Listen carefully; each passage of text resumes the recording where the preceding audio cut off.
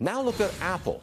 Barron's is just kind of floating the trial balloon at the idea that Apple should buy Nintendo.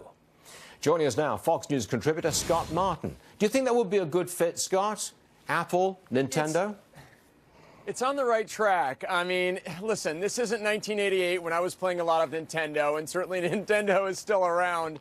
So, getting into this gaming sector is probably interesting, Stuart. There's other ones out there, EA, Take-Two, that are probably doing a little bit better than Nintendo these days.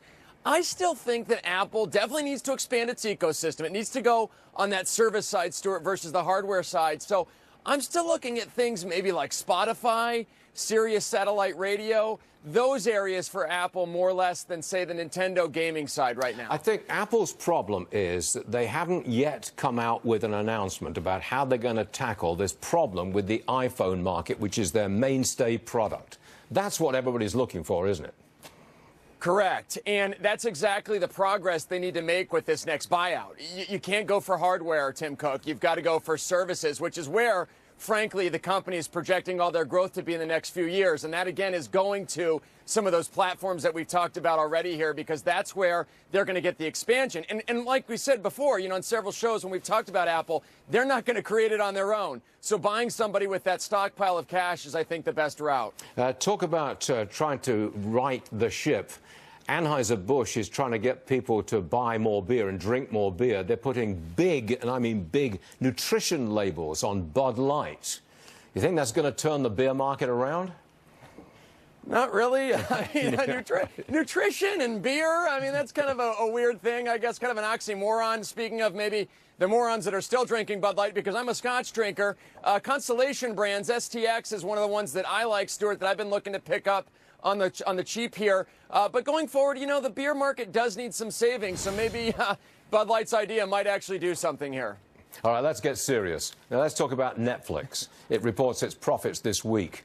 A lot of people on the show in the last few days have said Netflix could be the stock of the year, the next big technology company that's really going to have its stock explode. What do you say? Netflix is going to run into a lot of competition this year. Disney streaming is just months or quarters away.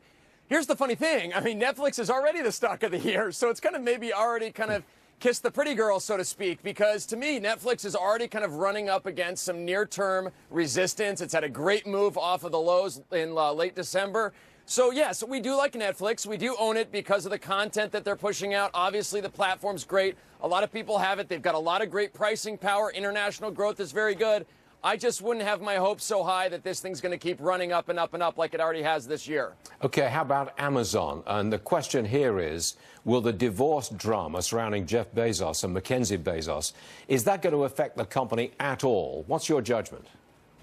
It doesn't look like it, but I'll tell you, these are the early stages of kind of this workout, so we'll see how things go, especially with the voting shares that Mackenzie, first-name basis here, that Mackenzie may have going forward. So just see how that pans out. But with respect to what it does as far as impact the stock, if there's any short-term weakness, I'd be a buyer. We own Amazon already. All right, we got that. Thanks very much indeed, Scott. We'll see you again soon. All right. See ya.